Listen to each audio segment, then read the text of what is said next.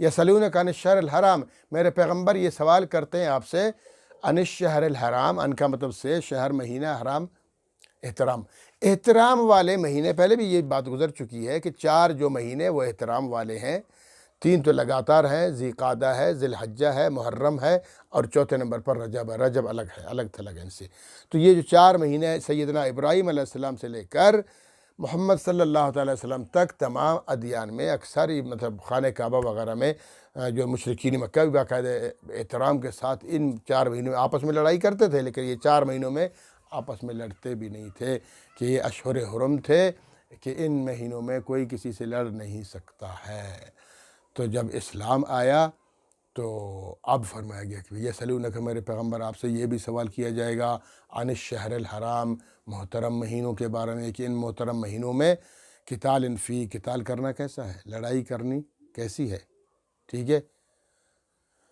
وہ ہوا کچھ اس طرح سے کہ غزوہ بدر سے کچھ عرصہ پہلے اللہ کے رسول نے ایک سریہ بھیجا۔ ایک غزوہ ہوتا ہے، ایک سریہ ہوتا ہے۔ غزوہ وہ ہوتا ہے جس میں اللہ کے رسول بنفس نفیس تشریف لے جاتے ہیں، وہ غزوہ ہوتا ہے۔ اور سریہ وہ ہوتا ہے کہ جو کسی صحابی، کسی بڑی کی سرکردگی میں کچھ لوگوں کو اللہ کے رسول بھیج دیتے ہیں، وہ سریہ ہوتا ہے۔ تو غزوہ بدر سے پہلے ایک سریہ بھیجا اللہ رب العالمین کے رسول صلی اللہ تعالی وسلم نے، تو 8 بندوں پر مشتمل تھا بس۔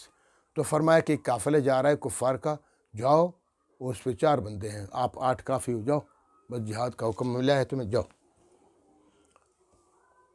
تو یہ صحابہ کرام گئے اور ایک کو تو تیر مارا، وہ مر گیا، باقی تینوں کو، 4 بندے تھے، 4 کو پکڑ لیا، قیدی بنا کے لے آئے، اور پورا مال غنیمت کے طور پر لے آئے۔ جہاد کیا ہے؟ جہاد میں تو کفار کا مال غنیمت ہے، لے آؤ۔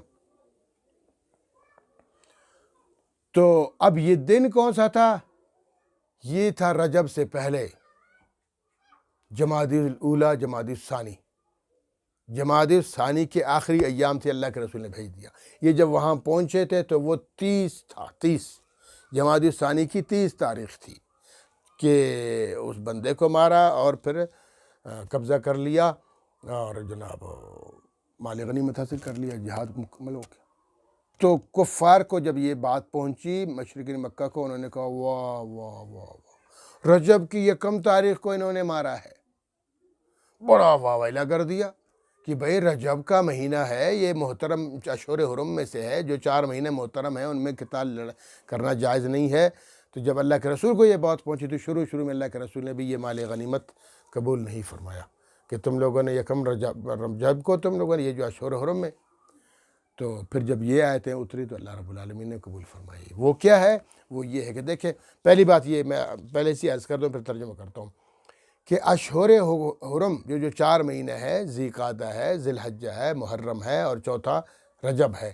یہ 4 اشہر حرم پچھلی شریعتوں میں تو باقاعدگی طور پر فرض تھا رکنا جہاد وغیرہ، لڑائی وغیرہ سے، لیکن اسلام میں اس حکم کی فرضیت کو منسوخ کر دیا گیا، اس کی فرضیت کو منسوخ۔ ہاں، مستحب عمل یہ ابھی بھی یہی ہے کہ اقدامی جہاد نہ کیا جائے، دفاع کر سکتے ہیں، دفاع تو کسی صورت جائز ہے نا، دفاع تو کسی صورت، کافر نے حملہ کر دیا، رمضان میں کر دیا تو آپ نہیں جہاد بیٹھو، کر دو۔ ابھی جیسے رمضان شریف میں مار رہے ہیں، اسرائیل مار رہا ہے غزہ والوں کو، مسلمانوں کو، فلسطینیوں کو، تو ہمارے مجاہدین بھی کچھ ہیں، وہ لڑ رہے ہیں، بے شک تو جائز ہے۔ ہاں، اقدامی جہاد کہ مطلب چپ ہے، خاموشی، اچانک جناب شروع ہو گئے، تو وہ صحیح نہیں ہے۔ تو اس لیے علماء فرماتے ہیں کہ اس کی فرضیت منسوخ ہو گئی ہے، استحباب کا درجہ ہے کہ ان 4 مہینوں کا ابھی بھی احترام کیا جائے، اقدامی جہاد نہ کیا جائے، البتہ دفاعی جہاد تو کسی صورت جائز ہے۔ تو یہی حکم ہے۔ تو فرمایا یسألونک، میرے پیغمبر آپ سے سوال کیا جاتا ہے عن الشہر الحرام، محترم مہینوں کے بارے میں، شہر مہینہ محترم مہینوں کے بارے میں، کہ قتال فی، کہ ان میں قتال کرنا کیسا ہے، لڑائی کرنا کیسا ہے۔ قل، فرما دیجئے، قتال فیہ کبیر، قتال کرنا ان میں بڑا گناہ ہے، ان مہینوں میں قتال کرنا فیہ، ان میں کبیر گناہ ہے۔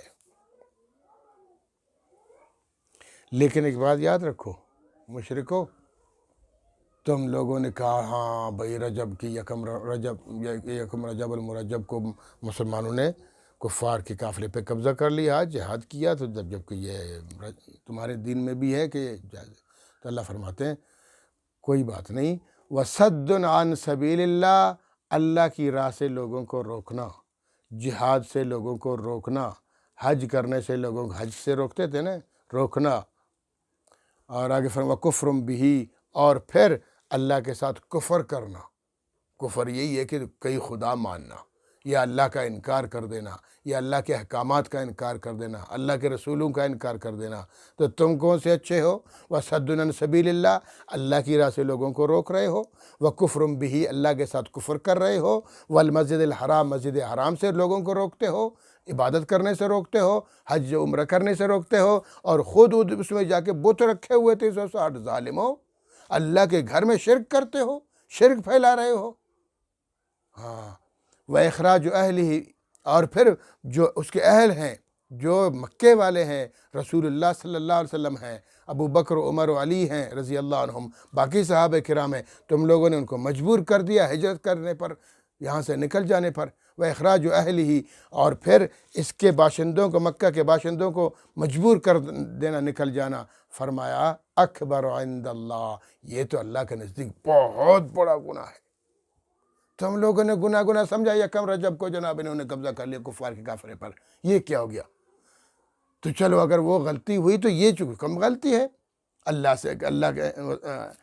کی راہ سے روکتے ہو، کفر کرتے ہو، شرک کرتے ہو، مسجد حرام کی عبادت سے روکتے ہو، عمرہ اور حج سے روکتے ہو، اور پھر مکہ والوں کو نکال دیتے ہو زبردستی، یہ تو اچھا کر رہے ہو۔ فرمایا یہ تو اس سے بھی زیادہ ہے، اور یاد رکھو یہ تو کچھ نہیں ہے، وَالْفِتْنَةُ أَكْبَرُ مِنَ الْقَتْلِ، اور یہ جو فتنہ تم کرتے ہو نا، فتنہ اور فساد پھیلاتے ہو، خدا کے خلاف فتنہ کرتے ہو، رسول کے خلاف فتنہ ہے، دین کے خلاف فتنہ کرتے ہو، یہ سارے تمہارے کرتوت فتنہ ہے۔ وَالْفِتْنَةُ أَكْبَرُ مِنَ الْقَتْلِ، اللہ تعالیٰ خود فرماتے ہیں فتنہ یہ سب سے بڑا گناہ ہے، قتل سے بھی بڑا ہے۔